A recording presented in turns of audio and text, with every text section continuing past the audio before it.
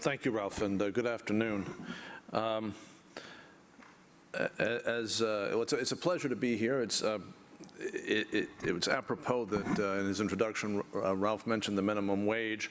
One of the reasons I wanted to be sure to be here is because a few years ago, I heard from Ralph Nader, who was very insistent to me that what we had to do was, as a labor movement, was demand a much higher minimum wage. And I confess that this was before anybody had ever heard of a fight for 15. And so I sort of took as a lesson from that experience and my memory of that experience that it's a good idea to hang around Ralph a little bit. He sometimes has good ideas. I'm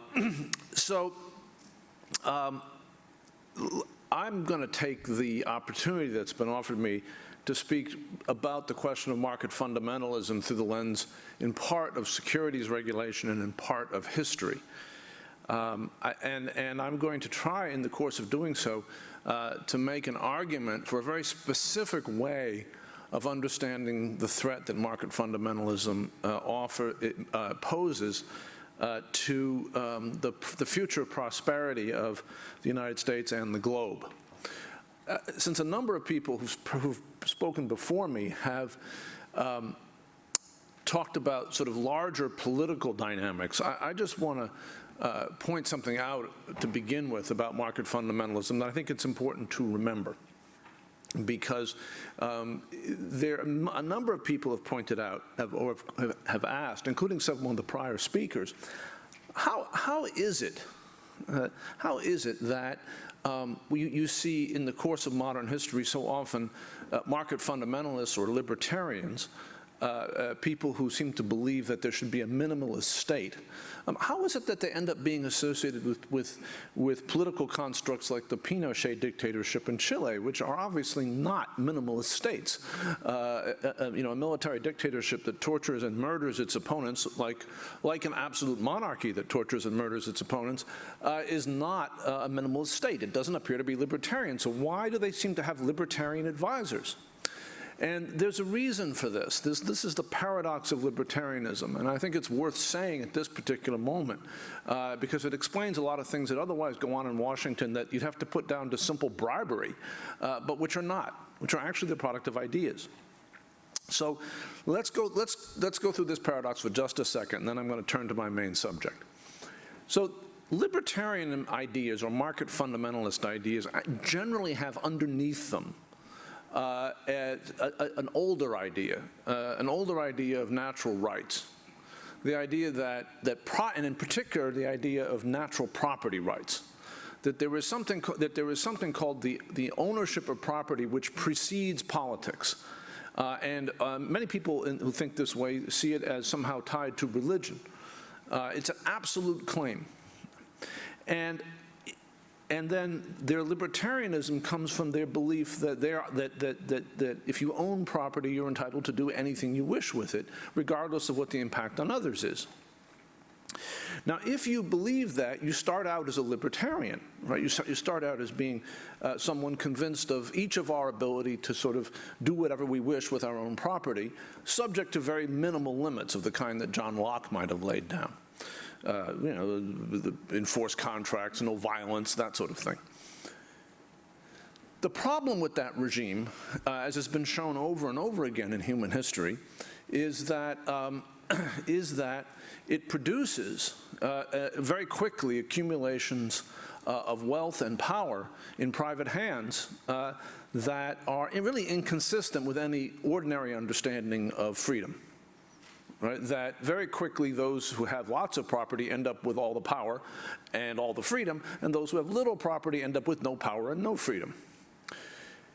In that regime, if you have a democracy, which is of course a value that we all embrace, the democracy will be used to seek to right those power imbalances.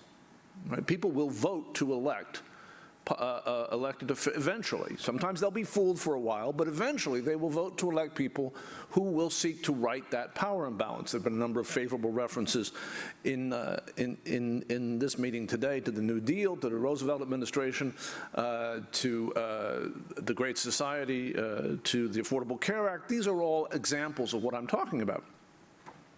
And those exercises involve essentially constraining natural property rights.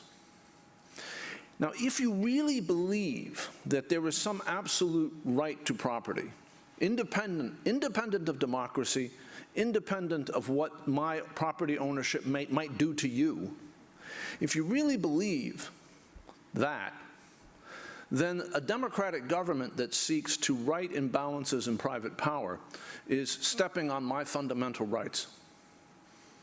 And if that's what you believe, then you believe in your entitlement to use violence to stop the democratic government from doing so. And if you follow what I'm saying, you've gotten yourself to the presidential palace in Santiago, Chile in 1973, right? And to the use of tanks and airplanes to murder democratically elected officials in the name of property rights. And I think we all should understand that that's the game. Not everyone on that side of the game is prepared to go that far, but that's the game. To bring it a little closer to home, and this is the beginning of my discourse, we in the United States have lived through a number of different regimes in relation to market fundamentalism, a number of different orders, political orders. And it's really quite remarkable that, for reasons having nothing to do with this, we're gathered in a building that is the physical embodiment of the First Order. Right? This is the Carnegie Institution. For those of you who are watching on TV, we are in the Carnegie Institution, which is a lovely, humane organization that does many good works here in Washington. But it was not always thus. Right? This building was paid for by the vast wealth accumulated by Andrew Carnegie, who was essentially the monopoly owner of the U.S. steel industry in the late 19th century, at a time in which market fundamentalism was at a high watermark. This is the era, there's been a lot of talk about the Supreme Court, this is the era of the Lochner Court. This is the era in which the Constitution of the United States was interpreted to say that the democratically elected government of the United States could not regulate the economy, even to the modest effort of prohibiting child labor. This building was paid for by money earned in substantial part through the use of state power to ensure that Andrew Carnegie would not have to pay a living wage. And what do I mean by state power? I mean the deployment of the United States Army in the steel towns outside of Pittsburgh to fire artillery shells at people who wanted a higher wage. Right, now that is the living embodiment, right? And I'm talking about the Homestead Strike, by the way, for people who want a footnote. That is the living embodiment of where market fundamentalism ends up, right, in American history. That era was replaced by another era in American history, the era in which this building became the home of a lot of very humane, enlightened efforts to improve science and foreign policy and so forth. That era was the era in which market fundamentalism was challenged fundamentally at every level, right? Politically, socially, and intellectually, and legally. That, in the New Deal era, the fundamental critique, the fundamental thing that was said in this country by both ordinary people and intellectuals and lawyers was that there is no such thing as a market separate and independent from society. Markets are the product of political, social decisions. There are rules to markets. Markets come into being through the creation of those rules. This is the fundamental insight of the legal school called legal realism. And it's the fundamental idea that underlay the creation of our system of regulating our financial markets and our securities laws. Before the New Deal, there was kind of this assumption that you could do whatever you wanted in the securities laws. And that in some sense, people, and they were always men, like Andrew Carnegie, right, could use the securities markets to raise money from the public for whatever purposes they wanted. They could tell people they could tell people the truth or lies. Let the buyer beware. The New Deal and the concept of legal realism in law and the fundamental idea that we regulate markets created a different system in this country. a system which has been under sustained attack during most of our lifetimes, but which is the underlying system of modern government in the United States. Now, I think it's worth noting that that system that fundamentally discarded market fundamentalism and said we actually have to make intentional choices as a democratic society how we will structure and govern our markets.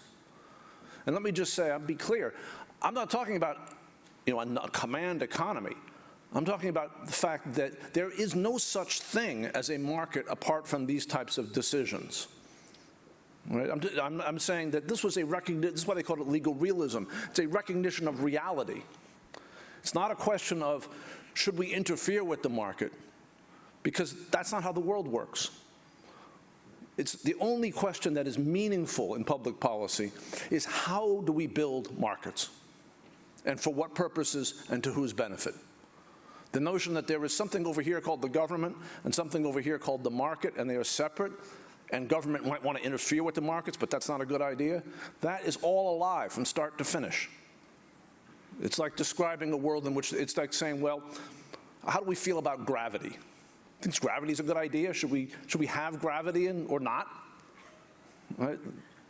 Talking about the question of should we have government interfere with markets is like talking about should we have gravity? Governments always interfere with markets. Markets don't exist without government.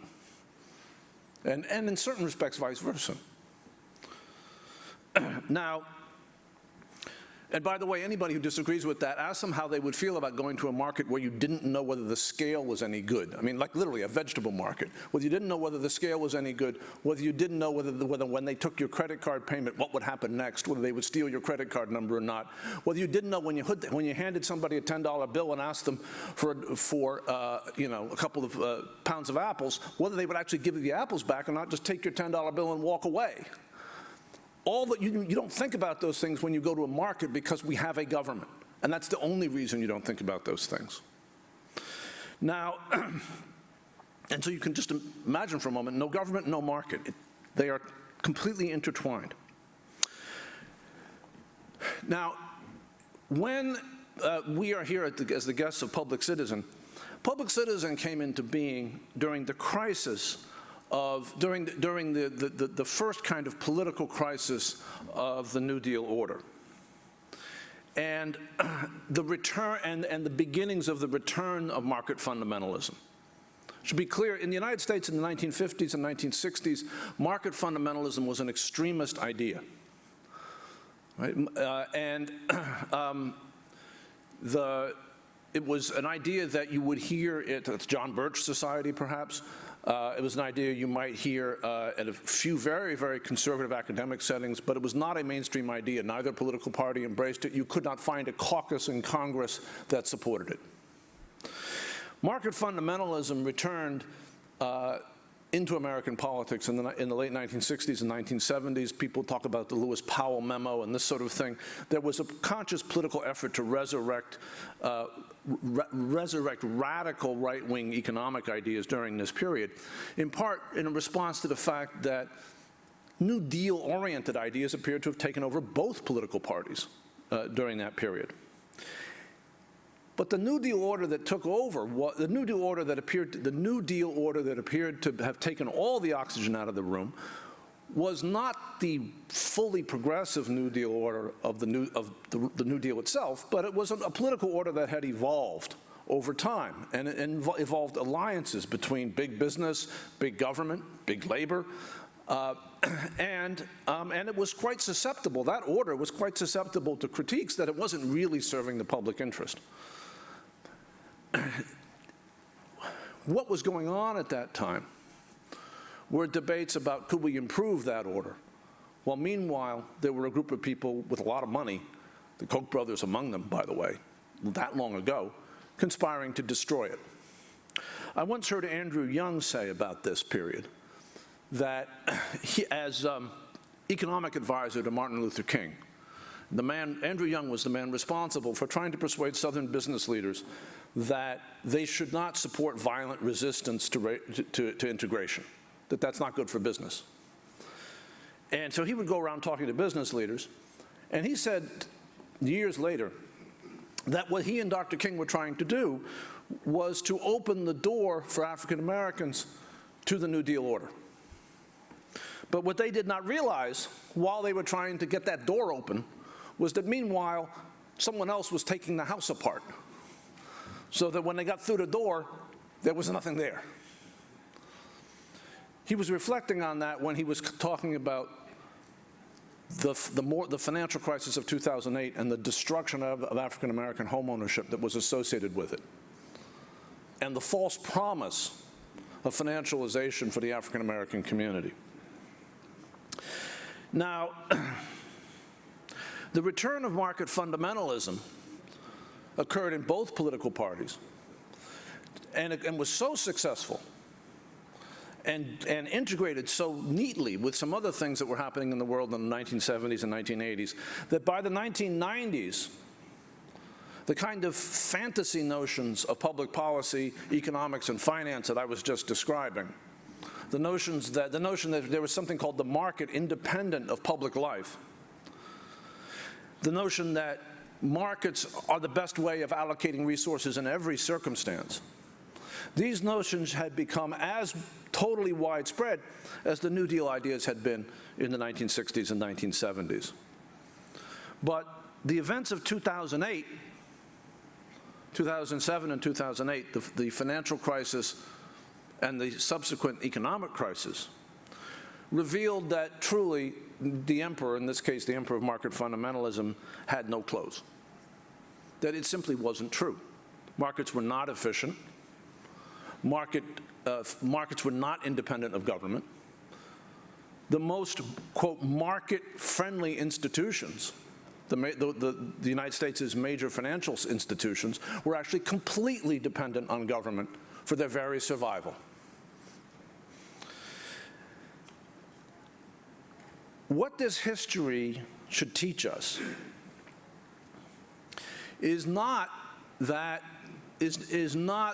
there is something called a market, and we need, whether it's a financial market or a labor market, and the task of policymakers is to clean up the mess associated with the edges of it. That's the wrong lesson. Too many progressives in the United States over the last 30 years have fundamentally had that paradigm of policymaking in mind. Markets are efficient, but they create inequality. Let's clean it up on the back end. As musicians say, let's fix it in the mix. All right? Let's make a mess here, and then let's fix it over here. That is not the right way to think about this problem. The task that confronts policymakers, and I'm going to speak to now about this in the context of securities regulation, the task that confronts policymakers is how to shape markets and to what end. It is not how to clean up externalities at the back end. It is fundamentally how to shape markets and to what end. The progressive paradigm of redistribution and regulation is simply not enough. And it's particularly not enough when we face the challenges that we face both at a national and global level. When we think about challenges like the rising degree of economic inequality in this country, the fact that 10% of the population seems to capture all the wealth creation, the challenge of climate change, the challenge of maintaining a broad-based middle-class society in a world in which there are many other powers and many of them are growing. That it is simply not enough. We need to think about how to shape markets with a strategy for long-term wealth creation for all Americans, and for that matter, for all of the world's population.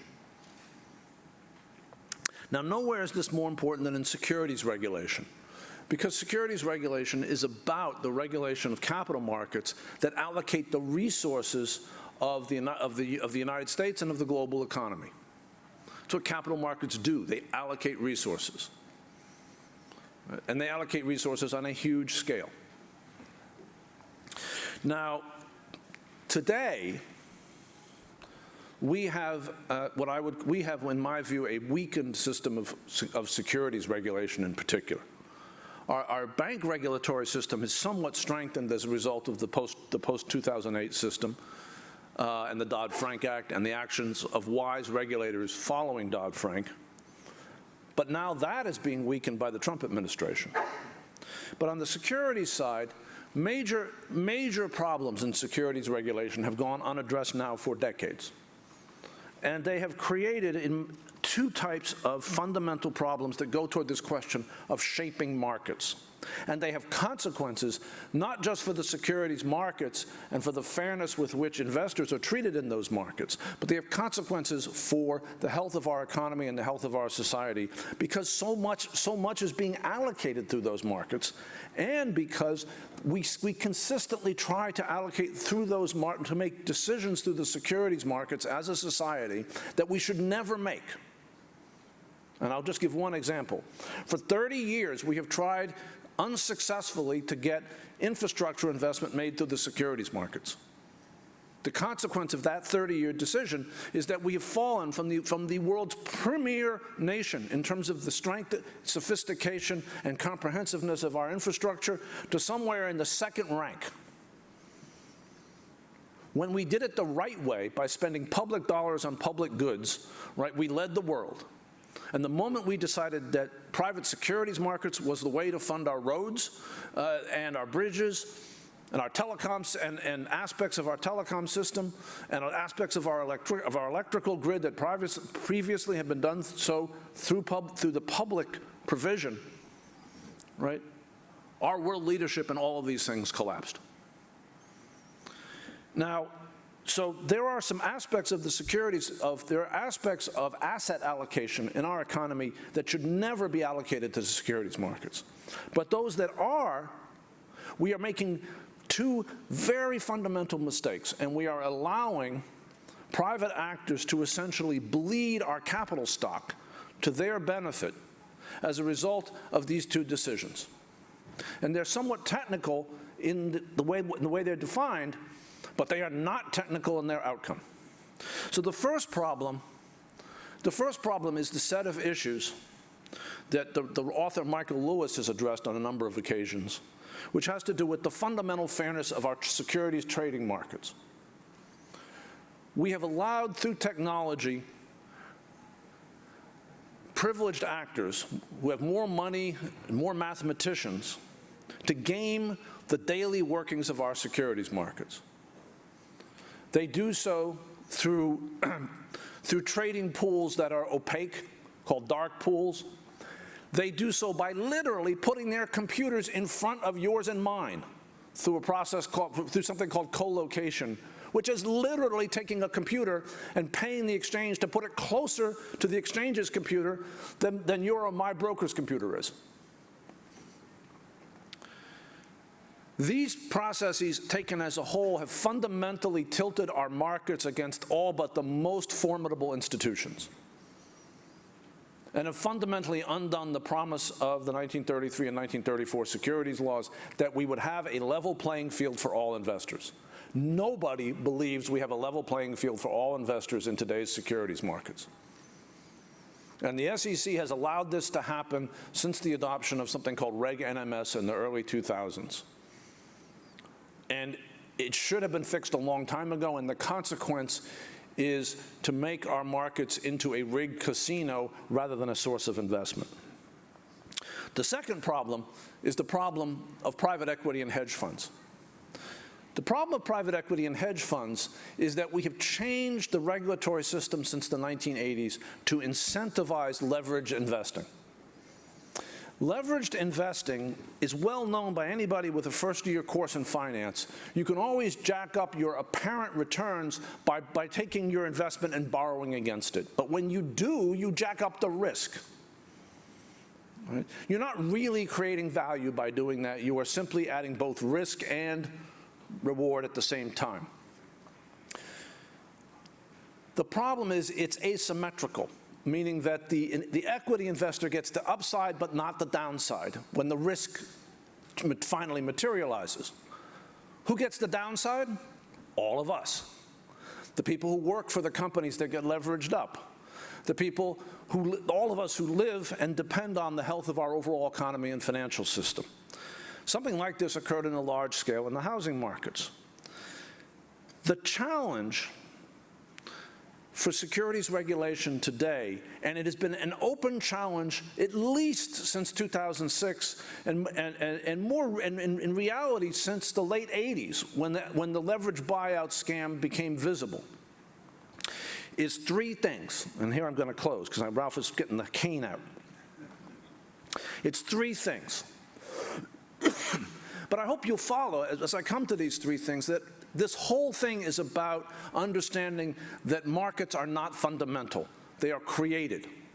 We had securities markets that were designed to create real investment in the New Deal era, and we substituted them ones that were designed to encourage speculation and insider gains.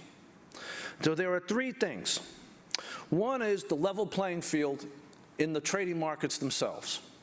The second is sustainable finance for actual investment in real companies, not, quote, capital formation. Capital formation just means gathering up money for whatever purpose you're going to use that money for. Actual investment.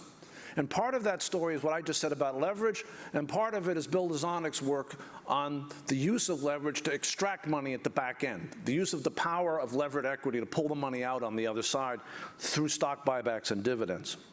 And the final point, which is growing in importance every day, is the problem of getting actual transparency around the key problems facing our public corporations and our economy that are very large scale, but where all the data is secret. What I'm talking about is climate change, political spending, human capital, these issues, and systemic risk, which comes back to 2008. These issues are opaque in our securities markets, and yet they are dominant.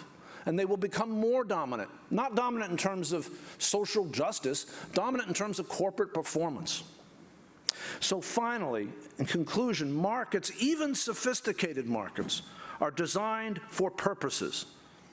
And in an age of globalization, in the age of the rise of emerging market powers and strategic actors like China and Russia, to pretend that market design is neutral, to pretend that there is something called a market separate and aside from politics, and you can just, it's all about just letting it find its own level, that is to choose as a society, and perhaps as a planet, to be on the menu rather than to be at the table. Thank you so much.